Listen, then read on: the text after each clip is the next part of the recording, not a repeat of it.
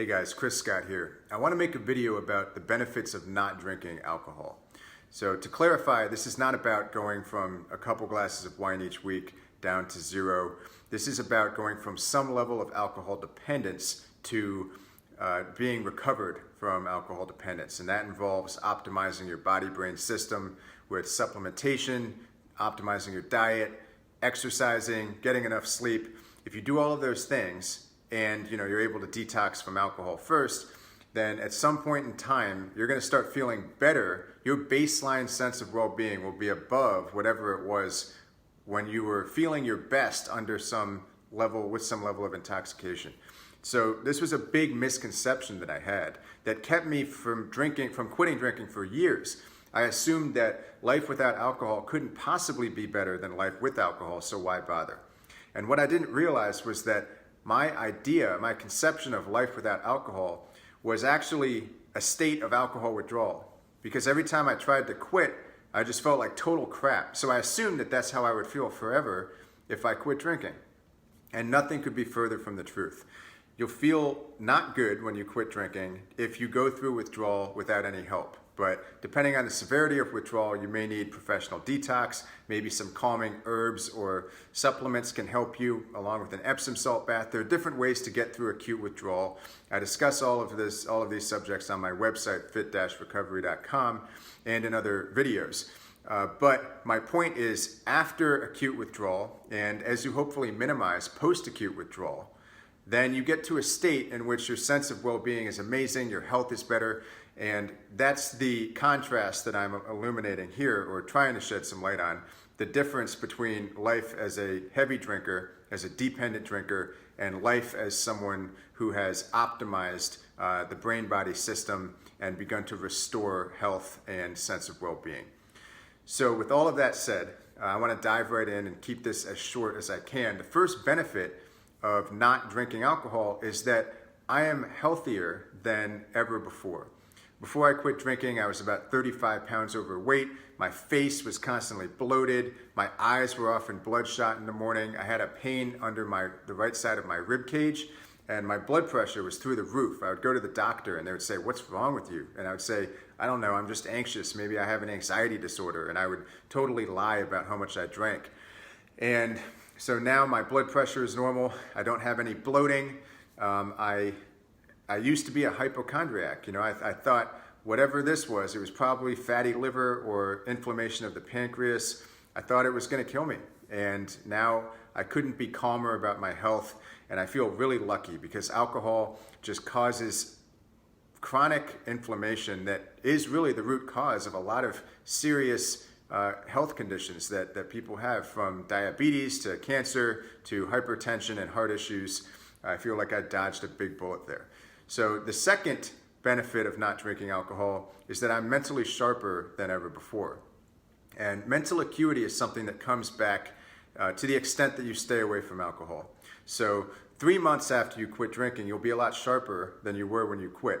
And then 6 months after you quit drinking, you'll be maybe twice as sharp as you were at 3 months. And then a year after you quit drinking, it's like you have a different brain. It's like you got a brain transplant from a super intelligent alien.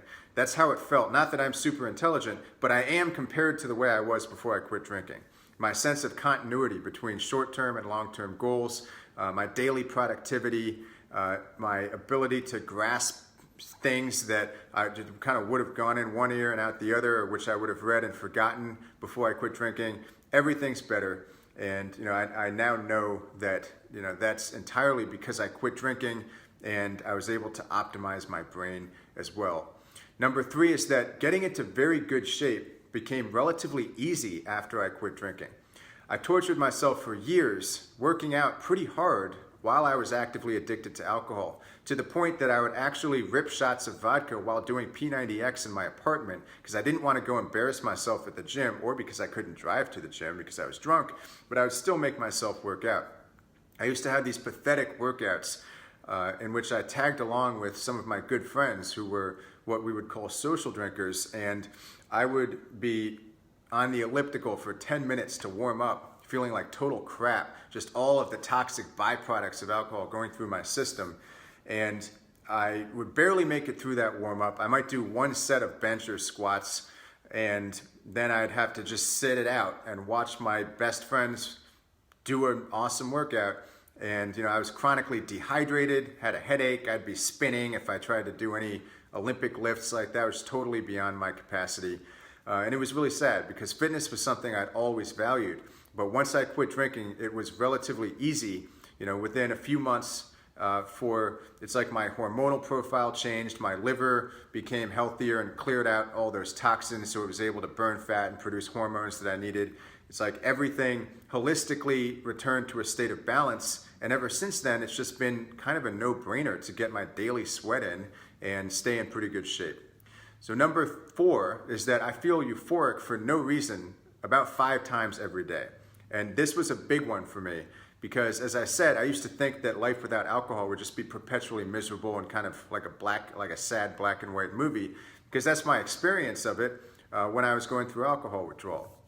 But ever since I've been recovered from alcohol addiction, that same rush of euphoria that a lot of people, including myself once, turned to alcohol for, that euphoria can be achieved through other methods. You just have to rewire your brain, create new neural pathways that compete with and ultimately extinguish that alcohol or drinking neural pathway. And so euphoria, sense of wonder at the world, sense of relaxation, all of those things can be achieved without alcohol. Those neurochemicals are already in your brain. If you're dependent on alcohol, they're simply monopolized by alcohol. You need to liberate them. So number 5 is that sleep is now a drug that I look forward to taking every single night. And I used to rely on alcohol to get to sleep, and what that did was it obliterated my quality of sleep. So I would wake up every morning feeling horrible, and I would probably get very little, if any, REM sleep, which is probably why I had hallucinations towards the end of my alcohol addiction. I was very addicted. I was drinking a lot. But there's some speculation that alcohol withdrawal hallucinations occur because you've been suppressing REM sleep for so long. Your brain basically says, all right, we're going to get those REM cycles in while you're awake now that the alcohol is wearing off. But anyway, sleep is now something that excites me. I look forward to getting into bed with a book every night and having my chamomile tea, and CBD oil is something that's allowed me to get to sleep a lot easier ever since I quit drinking. It's been able, because it relaxes me. I used to get these kind of manic second winds at 10 or 11 p.m. And now I take my CBD oil, and it's like every night, if I want to be in bed by 10 or 11, it's easy. And that was just unthinkable to me. I used to stay up till 4 in the morning on weeknights drinking because I thought I deserved that time to relax. Now I relax effortlessly, and there's no need for alcohol or even artificial highs. Number 6 is related. It's that I wake up and I feel refreshed and ready to take on the day. So as you can see, or maybe at least a minute ago, maybe you could see, it's a beautiful morning here, and the glorious morning sun was not something I ever thought I would appreciate. I never thought I would understand the beauty of a sunrise again when I quit drinking, because I felt so bad from alcohol wearing off each morning that it was just a horrible, head-throbbing, nausea-inducing experience to be existing in the morning. And so now, while I don't call myself a morning person, I am much closer to a morning person than I ever was in the past, and it's because I wake up feeling totally refreshed. I'm ready to take on any challenge, and as I said, that's the total opposite of when I was a heavy drinker. So number 7 is that my relationships with people who matter in my life are way better than they ever were when I was drinking. And I say that as someone who, I didn't really burn my bridges before I quit drinking. I was pretty good at keeping the level of alcohol consumption a secret. And so a lot of my close family and friends were kind of shocked when I revealed at the end that I needed help, that I needed to go to professional detox, and that I'd been secretly drinking for so long. But I would occasionally, forget things that would hurt people's feelings. I would let out some offhand comments. I would say stupid things, and I would just be kind of silly. So I think that ever since I quit drinking, the people who matter in my life, their respect for me and admiration for me has increased. And a lot of them went from being initially shocked when I decided to quit drinking to being really proud of me for my transformation. And so that's something I definitely wanted to mention here. Number 8 is that I'm 100 times more productive than I was when I drank. I couldn't get anything done during my drinking years. I mean, I somehow remained functional, pretty highly functional in my jobs, but they were just tasks that needed to get done, and I would often use alcohol to get through those tasks. I mean, there were moments toward the end of my addiction where I would run to the Whole Foods across the street and chug some stupid fancy IPA, $10 IPA beer in the Whole Foods bathroom just so that my hand wouldn't be shaking too hard for me to type at my desk. And so obviously, when you have an addiction like that, it hampers your productivity enormously. And so I tried to write a book. One of my dreams had always been to write a book. And I decided in probably the peak of my alcohol addiction to try to write a book every night while drinking after work. And it was a disaster. I don't even remember what the title of the book was. I don't remember what it was about. All I know is that I would get a few pages in of typing, and then I would pass out, with a bottle of scotch on my desk, and I'd wake up at 4 in the morning and my head would be on my keyboard. It was just a total disaster. These days, if I need to get something done, I just put my mind to it. Maybe I have a little bit of coffee or tea, and I get it done. So number 9 is that my face has reverse aged. So I've always looked old for my age. When I was in 8th grade, people would come up to me in the mall and say, "Where do you go to college?" I was kind of an early bloomer. I was shaving when I was like 12. But when I was 26, I looked like I was about 42. And I'm not ashamed to admit that now. I'm in my 30s now, and I look, relative to the way I looked then, I look younger by probably a decade. So I'm in my 30s, and hopefully you'd agree that I look like I'm in my 30s, because when I was in my 20s, I looked like I was in my 40s. And believe me, that was not about to get any better. And that's because alcohol is a toxin that causes DNA damage. It causes facial bloating. So when you have a fat face, you look older. And it's just a total disaster from an aesthetic perspective. Number 10 is that my workouts are 100 times more satisfying than when I drank. So I kind of touched on the fitness theme already. But as I said, I think it's worth reiterating, I did try to work out back before I quit drinking. And those workouts were simply not productive. In retrospect, I wish that I just hadn't even tried to do them, because I didn't burn any fat, I didn't gain any muscle. All I did was further exhaust and dehydrate myself. It's almost like working out is not even worth it unless you're either trying to quit drinking or you've already quit drinking, because you want to get to that point where you're off alcohol and you're starting to feel a little bit better. And then exercise can take its place as part of the virtuous cycles one of the virtuous cycles that will bring you to the next level of well-being. And now I like to say that I have a neural pathway in my brain that I've built over the past few years that attaches hot yoga to pleasure and stress relief and all of the things that I used to turn out to alcohol for. And so there's hot yoga. I like heavy lifting. I've always been into boxing, kickboxing, martial arts. And so I'm lucky I have a roommate who's also has that background, and we like to spar together. But I get so much out of these workouts now compared to when I drank, because I would either be doing my workouts drunk, or if not, I would be drinking within 24 hours after my workout and just canceling out any progress that workout could have brought me. So number 11 is that people who aren't shallow admire my transformation. They admire me for quitting alcohol. And this is true not just of my close family and friends, but as I learned how to handle being a non-drinker in a culture obsessed with alcohol, I was able to become a little bit more tactful. Let me give a brief example. I went on a date probably 6 months after I got out of detox, and I'd been brainwashed in a bunch of ways that I've since reversed. And I was asked, why I wasn't drinking by my date, and I said, well, I'd love to drink, but I can't because I'm an alcoholic, so I'm sorry. And that date did not go particularly well, because I didn't own the frames through which I was viewing my life and my transformation. And ever since then, I became unapologetic about being a non-drinker. Not in a combative way, but my go-to line is now, I used to drink too much, so I quit. And people respect that. Usually they don't have any more questions, because the way I've framed it with that simple sentence is, I had a problem, but I'm a problem solver and I solved the problem. And now it's a non-issue. So if you want to drink, go ahead. I don't drink. I haven't had a drink in years, and it's going to stay that way.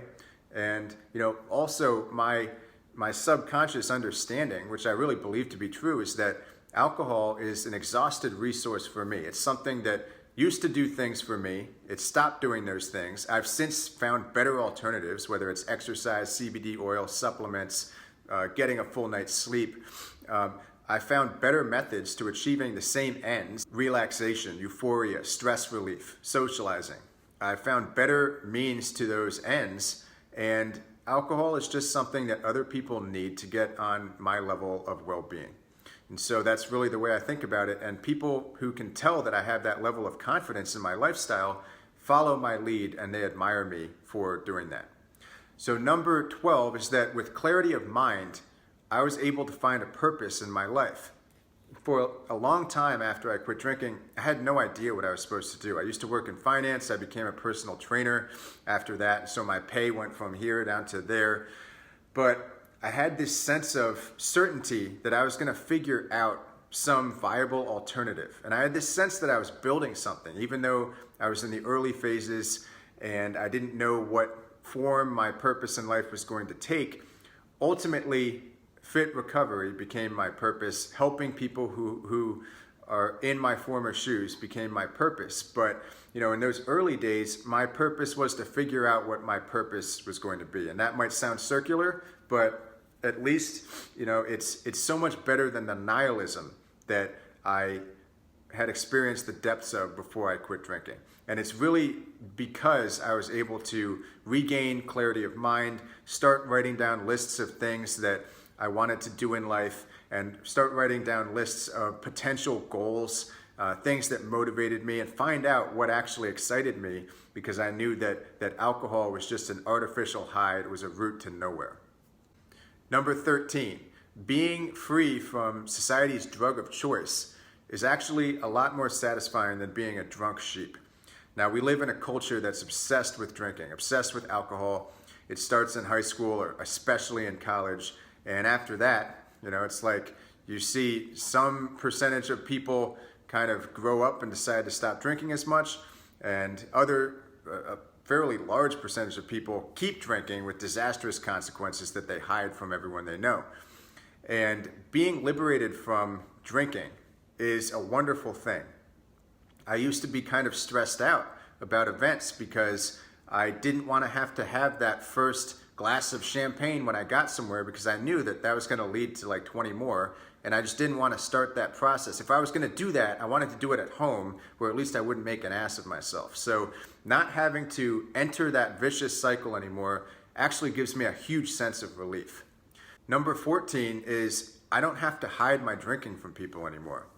For years, I used to keep bottles of alcohol around my house. I would keep little bottles of vodka in my sock drawer, or in my closet, or in bags. I remember once I went on a hiking trip with my girlfriend at the time, and I had this flask of vodka in my backpack. I think it was like 10 in the morning. My left hand started shaking, so it was my cue to try to ferret this thing out of that bag and take a swig, and she caught me, and we had a not good confrontation after that. It was just stressful to have to drink and hide it from other people all the time, and at best they would be confused when I got found out, and at worst they would be very upset, like my girlfriend at the time was.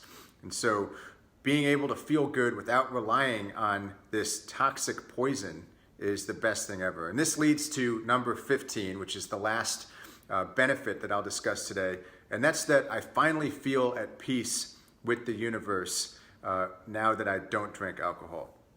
And that's related to the last point, because when you're dependent on a toxic poison to feel good, you are not free. You live in a catch-22, because the catch-22 is that in order to feel good, you have to take something that's really not good for you, and which has, as you know, many negative effects, especially if you're severely addicted to alcohol. Physical effects, mental effects, psychological, spiritual, social effects. And so life really does feel like a malevolent universe when you're at the end of your addiction. But I was able to use all of that negativity as motivation to make a change. And while it took me dozens of attempts to finally quit drinking, I did finally get it right. And that took the form for me because I waited so long. I just threw in the towel and told my closest friends and family members that I needed to detox professionally, because by that time I was having hallucinations and possibly seizures. That whole period is like a blur for me now. But I feel so at peace with the universe now that alcohol is not part of my life. And it's like I wake up and I don't feel like people are out to get me. I don't feel like the world or society is out to get me.